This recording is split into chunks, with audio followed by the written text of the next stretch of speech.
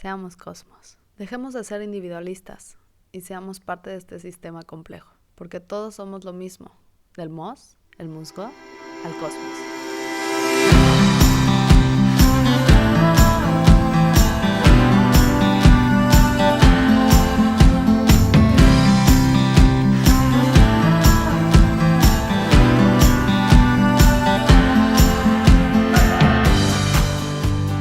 Hey, I am Raquel, I am from Barcelona and I am in journalism. I'm Monica, I'm from the US and I'm in research. I'm Ian Ling from Taiwan and I'm a researcher. I'm Tore from Germany. I'm an environmentalist and I'm in production. And I'm Marina, I'm from Mexico, and I'm the director, photographer, and editor of this project.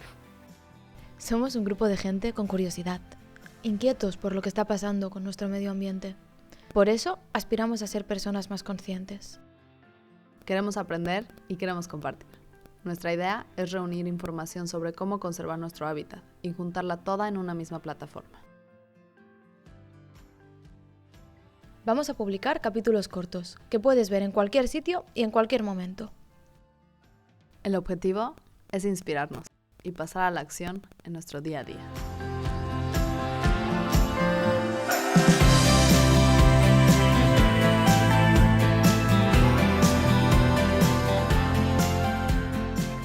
Puedes encontrarnos en YouTube, Instagram y Facebook, como Bicosmos.